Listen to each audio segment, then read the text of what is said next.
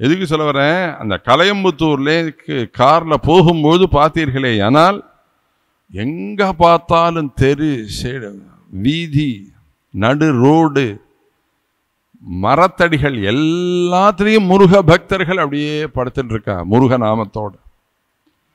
அவளெல்லாம் பார்த்த உடனே கண்ணில் ஜலம் வந்து, கார் போகிறதுக்கு பாதை இல்லை, அப்படி படுத்துட்டு இருக்கா. நான் சொன்னேன், காரை ஓரங்கட்டுக்கோ, நான் இறங்கி நடந்து வரேன், இந்த பக்தர்களை கஷ்டப்படுத்தின்னு கார் ஓட்ட வேண்டாம், நான் வேணா நடந்து வேணான்னு வரேன். எதுக்கு சொல்ல வரேன், முருகன் சொன்னான், ஒரு நாளும் ஒருபோதும் இந்த தமிழ் தேசத்தை விட்டு நான் போக மாட்டேன். போக மாட்டேன்னு சொல்லிய முருகா பேட்டையன்னார் சொப்னத்தில். அப்போ முருகன் சொன்னான், உங்களை விட்டு நான் போகல, இங்கே தான் இருக்கேன், சமுத்திரத்தில் இருக்கேன், என்னை வந்து தேடி கண்டுபிடித்து திருப்பி கொண்டு வந்து கோயிலில் வச்சு கும்பாபிஷேகம் பண்ணுங்கள். இப்போ பிரதான அர்ச்சகர் கேட்டார், சமுத்திரத்தில் போய் முருகனை தேடி ஆகுமா? சமுத்திரம் எத்தனை ஆழன்னு யாருக்கா தெரியுமா? யாரையால கண்டுபிடிக்க முடியுமா? அப்ப முருகனே உபாயம் சொன்னான். என்ன உபாயம்னாள், நீங்க அப்படியே தேடிண்டே வாருங்கள், ஒரு இடத்துல கருடன் மேல வட்டமிடுவார், கருடன் சுத்தின்றே இருப்பார், கையில ஒரு 10 எலுமிச்சம்பழத்தை அப்படி தூக்கி போட்டீர்களே, ஆனால் அந்த 10 எலுமிச்சம்பழம் அந்த தண்ணியில முதக்கும். எந்த இடத்துல கருடனும் எந்த இடத்துல எலுமிச்சம்பழம் முதக்கிறதோ அதுக்கு கீழே யாம் இருக்கிறோம், நீங்கள் வந்து என்னை பழையபடி கொண்டு வந்து வைத்து கும்பாபிஷேகம் பண்ணுங்கள் என்று சொல்லிவிட்டார். மறுநாள் கார்த்தால தூங்கி ஏந்தின உடனே தர்மகர்த்தாவுக்கு ஒரே ஆச்சரியம், பூஜகர்களுக்கு ஒரே ஆச்சரியம். சீதாதேவியை தேடிண்டு சுக்ரீவாதிகளுடைய மந்திரிகள் எல்லாரும் திக்கு திக்காக ஓடினார்கள்னு படைக்கிறோம் இல்லையா ராமாயணத்தில்? அது போல பல வீரர்கள் பல திக்க நோக்கி சென்றார்கள் முருகனை தேடி. சென்றா 10 நாள் கழிச்சு ஒரு இடத்துல மேல கருட தரிசனம் கிடைச்சு. கருட தரிசனம் கிடைச்ச உடனே அவளுக்கு தோணித்தது, சரி இங்கதான் முருகன் இருக்கிறான். உடனே எல்லாரும் என்ன பண்ணினா, கை நிறைய எலுமிச்சம்பழம் வச்சிருந்தா இல்லையா, அந்த எலுமிச்சம்பழத்தை போட்டார்கள். அந்த எலுமிச்சம்பழம் முதக்கிறது. சமுத்திரத்துல எதை போட்டாலும் உள்ள போயிடும், ஆனா எலுமிச்சம்பழம் முதக்கிறது. சரி இந்த இடத்துல தான் முருகன் இருக்கிறான் அப்படின்னு என்ன அப்படின்னா, வீரர்கள் எல்லாரும் கயத்தை கட்டிண்டு தப கட்டின்னு சமுத்திரத்தில் குதிச்சு, சமுத்திர ஆழம் எவ்வளவு, அவ்வளவு ஆழத்துக்கு கீழே இறங்கி அடியில் பார்த்தா செந்திலாண்டவன் இருக்கிறான். உடனே எல்லாருமா சேர்ந்து முருகனை கையில் பிடிச்சி தூக்கி மேலே கொண்டு வந்து ஷிப்பில் வச்சுண்டு திருச்செந்தூருக்கு கொண்டு வந்து பழையபடி கும்பாபிஷேகம் நடத்தினார்கள். நீங்கள் வேணா போகலாம். நாளைக்கு நீங்கள் திருச்செந்தூர் போய் முருகனை போய் தரிசனம் பண்ணினீர்களே, ஆனால் ஒரு 10 நாளைக்கு முருகன் சமுத்திரத்து தண்ணியில அடியில கடந்து அந்த சமுத்திரத்தில் இருக்கக்கூடிய மீன்கள்லாம் கடிச்ச வட்டுக்கள்லாம் முருகனுடைய சரீரத்தில் தெரியும், திவ்ய சாநித்தியத்தில் தெரியும், போய் பார்த்தா தெரியும். அந்த சமுத்திரத்தில் உள்ள மீன்கள்லாம் முருகனுடைய உடம்ப கடிச்சதனான வட்டுக்கள்லாம் அந்த முருகனுடைய விக்கிரகத்தை பார்த்தா கண் தெரியும், பார்க்க தெரியும். எதுக்கு சொல்ல வரேன், அவ்வளவு உயர்வான முருகன். அந்த முருகனை பற்றி சொல்லணும்னு தான் ஆசைப்பட்டு அதை ஆரம்பிக்கிறோம். இன்னைக்கு நாளைக்கு சுப்பிரமணிய புஜங்கம் சொல்லுவோம். ஆதிசங்கர பகவத்பாதாச்சாரியால் பல புதுமைகளை பண்ணினார்கள். ஒரு புதுமை இல்லை, பல புதுமைகளை பண்ணி. குருவாயூர்ல இப்ப போய்க்கிறே, காலங்கார்த்தால விஸ்வரூப தரிசனத்திலேருந்து ஆரம்பிச்சு ராத்திரி சீவேலி முடிஞ்சு அந்த குருவாயூரப்பனை உள்ள கொண்டு போய் அழகா உள்ள கொண்டு போய் நிறுத்துறா பத்தேல. சாந்திரானந்தாவபோதாத்மகம் சாந்திரானந்தாவபோதாத்மகமனுபமிதம் காலதேசாவதிभ्याம் நிர்முக்தம் நித்யமுக்தம் நிகமசதசஹஸ்ரேண நிர்பாஸ்யமானம்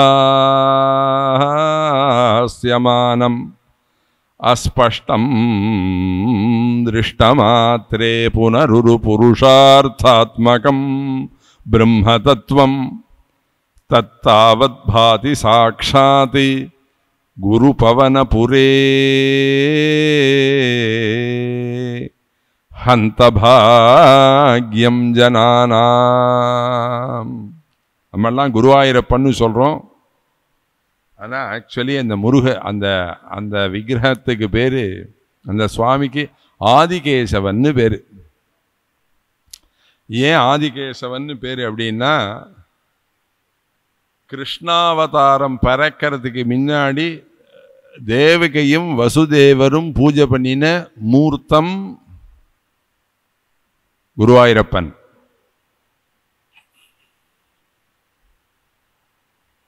அதுக்கப்புறம் உத்தவர் பூஜை பண்ணினார். அதுக்கப்புறம் குருவும் வாயுவும் அதை அங்கே கொண்டு வந்து ஸ்தாபிச்சார்கள்.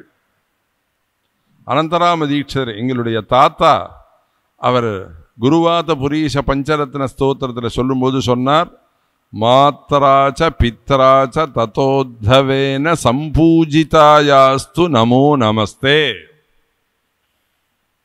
இந்த கிருஷ்ணாவதாரத்துக்கு எது மூலம் அப்படின்னா குருவாயூரப்பன் மூலம்.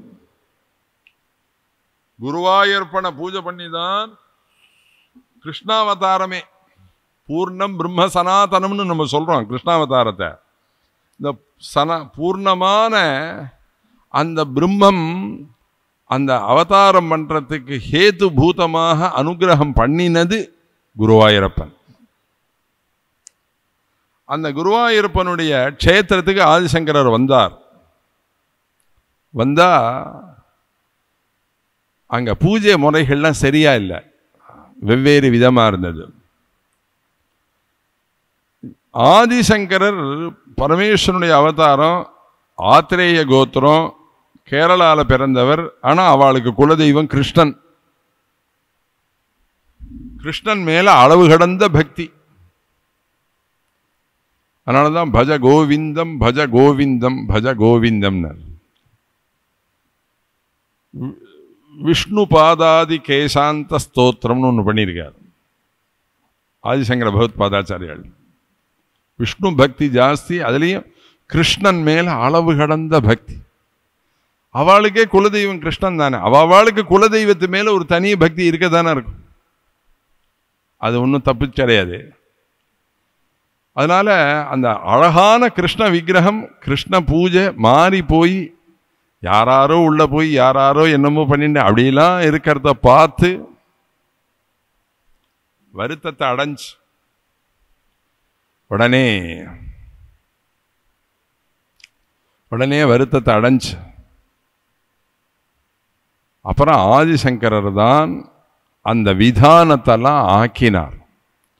காலங்கார்த்தால் இப்படி விஸ்வரூப தரிசனம் பண்ணணும், இப்படிலாம் பூஜை பண்ணணும், நம்பூதிரிக்கு என்னென்ன பூஜைகள்லாம் பண்ணணுங்கிற விதானக்கெல்லாம் சொல்லி கொடுத்து பல புதுமைகளை ஆதிசங்கரர் பண்ணினார். ஆதிசங்கரர் இந்த ஹிந்து மதத்துக்காக அவர் பட்ட கஷ்டங்களை லட்சம் இல்லை, கோடியில ஒன்ன கூட யாரும் புரிந்து கொள்ளவில்லை. அதுதான் உண்மை.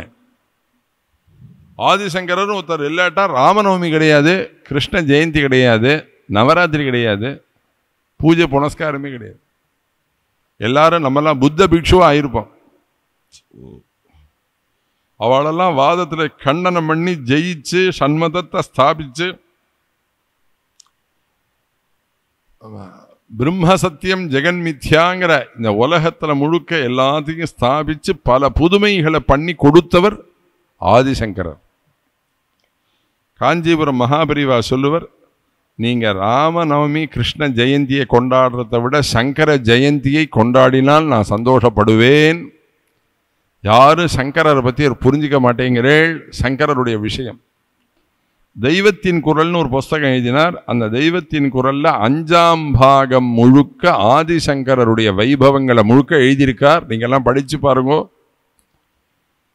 அற்புதமா பல கட்டுரைகள் ஆராய்ச்சி பண்ணிலாம் எழுதியிருக்கா மகாபெரிவா. ஆராய்ச்சி பண்ணி ஒரு ராஜ்யம் எப்படி ஆளணும் அப்படிங்கிறத உத்தரமேரூர் சிவங்கோவில்ல கல்வெட்டுல இருக்கு. எப்படி ராஜ்யம் ஆள வேண்டியவர்கள் எப்படி ராஜ்யம் ஆளணுங்கிறது உத்தரமேரூர்ல ஒரு சிவங்கோவில்ல கல்வெட்டுல இருக்கு. பெரியவாளை பார்க்க மகாபெரிவா அதை சொன்னார். உத்தரமேரூர் சிவங்கோவில்ல கல்வெட்டுல இருக்கு, போய் பாருங்கன்னார். நம்மெல்லாம் ஏதோ கோயிலுக்கு போனால் சுவாமியை பார்க்குறோம், தீபாராதனை பார்க்குறோம், பிரதட்சணம் பண்ணுறோம், நமஸ்காரம் பண்ணுறோம், வெளியில் வந்துடுறோம். ஆனால் மகாபெரிவா அங்கே போனால் அங்கே என்னென்னலாம் புதுமைகள் இருக்குன்னு அப்படி கண்ணோட்டத்தால் அப்படி பார்த்து தெரிஞ்சுன்னு வெளியில் வரும். அவர் கண்ணுக்கு அதெல்லாம் படுறது. அதை சொல்லணும் இல்லையா, அவர் அவ்வளோ ஞானியாக இருந்ததுனால அவர் கண்ணுக்கு அதெல்லாம் படுறது. அதனால் அவரால் அதை புரிஞ்சிக்க முடியறது. இதுதான் உண்மை. அதுபோல ஆதிசங்கரர் எல்லா இடமும் இப்படி வரார். கன்னியாகுமரி வந்தார், மெட்ராஸ் வந்தார்.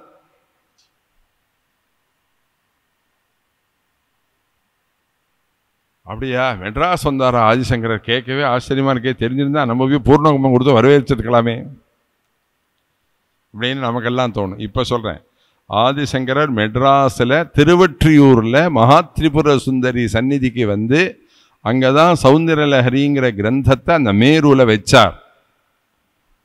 நீங்க வேணா திருவொற்றியூர் போய் அம்பாளை தரிசனம் பண்ணுங்க, மகாத்ரிபுர சுந்தரியை பாருங்க. அதுக்கு எதிர்த்தாப்புல ஒரு யந்திரம் இருக்கும், மேரு இருக்கும். அந்த மேருல தான் அந்த சௌந்தரலஹரிங்கிற மந்திரத்தையே ஆதிசங்கரர் ஸ்தாபிச்சார். மெட்ராஸ் வந்திருக்கார் ஆதிசங்கர். எல்லா ஊரும் வந்திருக்கார். அந்தந்த க்ஷேத்திரத்துக்கு வந்து அந்தந்த சுவாமியை பற்றியெல்லாம் ஸ்தோத்திரம் பண்ணியிருக்கார். அப்படிலாம் இருக்கு. அப்படி உலகம் முழுக்க. ஆனால் அவர் ஒரு ஸ்கெட்சு போட்டுன்னு வந்தார். என்ன ஸ்கெட்சுன்னா 16 வருஷம் வாழ வேண்டும். இந்த 16 வருஷத்துக்குள்ளார பிரம்ம சத்தியம் ஜெகன்மித்யாங்கிற இந்த அத்வைத தத்துவத்தை உலகம் முழுக்க ஏற்படுத்தி கொடுத்துட்டு 16 வயசுல திரும்பி நம்ம கைலாசம் பேடணும் அப்படின்னு தான் ஆதிசங்கரர் வந்தார். ஆனால் அவர் சித்தியாகும்போது அவருடைய வயசு 32.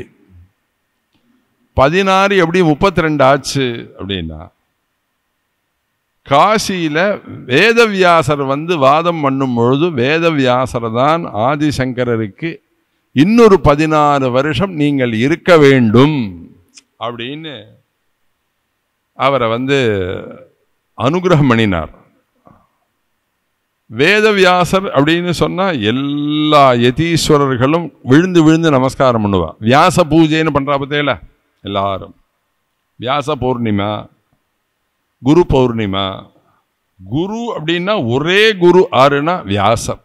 வேதவியாசர் தான் குரு. வேதவியாசர் இன்னொரு 16 வருஷம் இருங்கள் அப்படின்னு சொன்னதுனாலே ஆதிசங்கரர் இன்னொரு 16 வருஷம் இருந்தார்.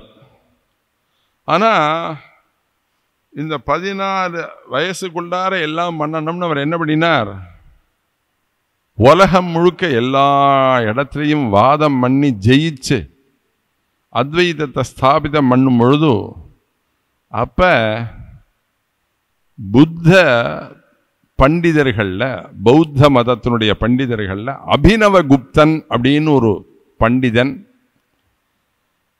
அந்த பண்டிதன் என்ன பண்ணினான், இந்த ஆதிசங்கரர் உயிருடன் இருக்கும் வரையில் நம்ம மதம் மேல வராது.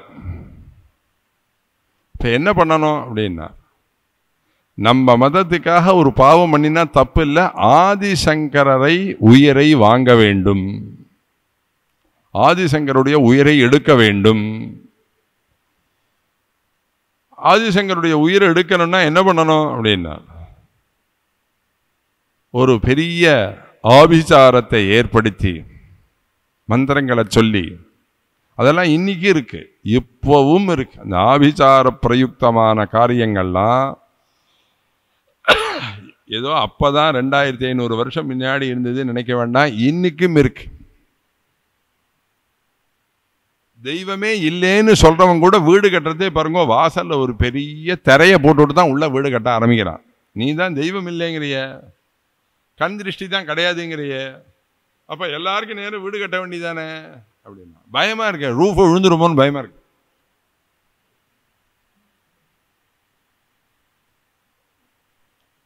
அப்ப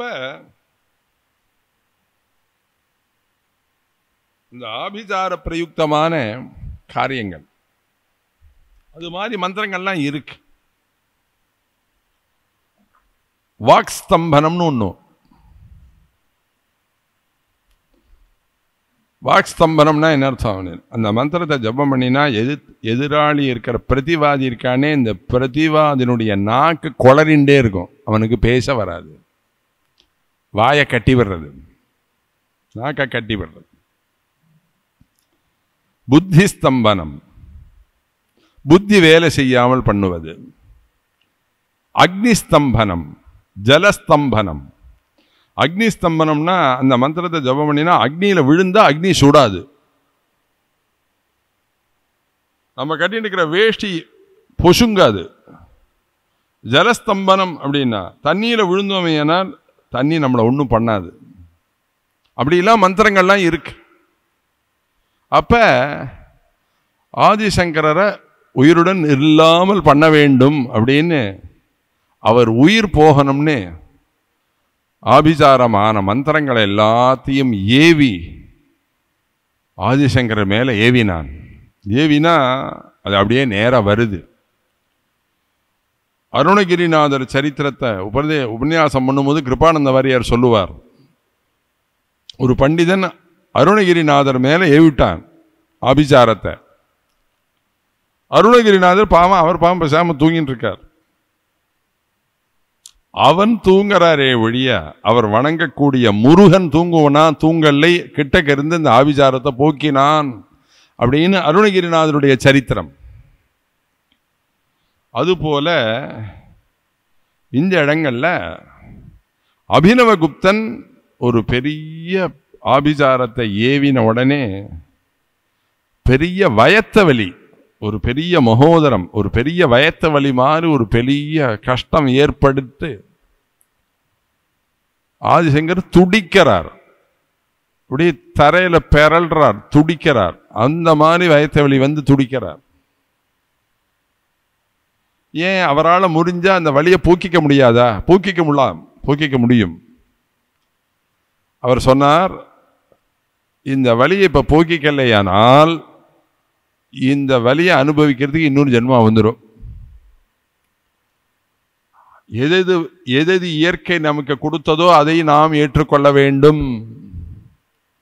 அதை மாற்றி அமைக்கிறதோ, இதை சரி பண்றதோ, அதை சரி கருப்பா இருக்கிறவாளை வெளுப்பாக்குறதோ, உயரமா உள்ளவனை குள்ளவனை ஆக்கிறதோ, இதெல்லாம் சரியா வராது. கஷ்டம் போகணும், தாரித்யம் போகணும்னு பகவானை பிரார்த்திக்கலாம், மகாலட்சுமி ஸ்தோத்திரம் பண்ணலாம், தப்பு கிடையாது.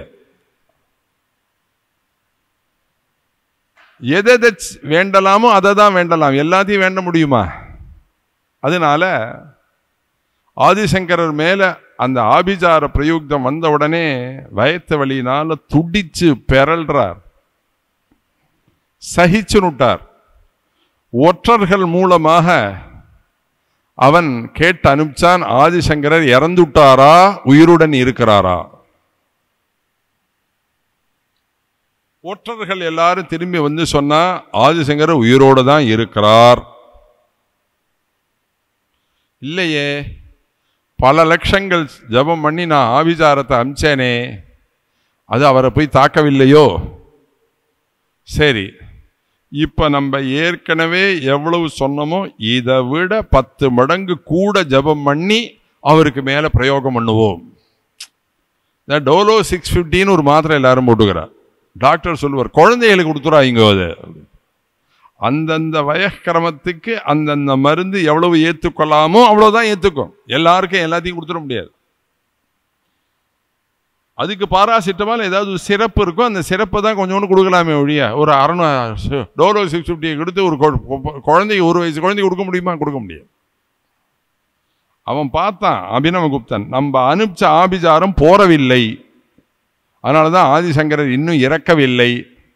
பின்ன என்ன பண்ணணும் அப்படின்னா, இதை விட இன்னும் பவரா ஒன்று அனுப்பணும்னு என்ன பண்ணினா, நிறையா பண்டிதர்களை வச்சு, ராமாயணத்தில் கூட வருதே, நிகும்பிலா யாகம்னு ஒன்று பண்ணினான் இந்திரஜித்து. அந்த நிகும்பிலா யாகத்திலேருந்து ரதம் மேலே வந்ததே ஆனால், அந்த ரதத்தில் போய் இந்திரஜித்து போய் உட்கார்ந்து நுட்டானே ஆனால், விபீஷணன் சொல்றான், ஒரு ராமாவதாரம் இல்லை 100 ராமாவதாரம் பண்ணினாலும் இந்திரஜித்தை யாராலையும் வதம் பண்ண இயலாது. அப்படி ஒரு மந்திரம் இருக்கு. மந்திரத்தால எல்லாம் பண்ணலாம். நீங்க எல்லாம் பாகவதம் திருப்பி திருப்பி கேட்கிறேல, பாகவதத்தினுடைய கூடமான ஒரு விஷயம் சொல்றேன்.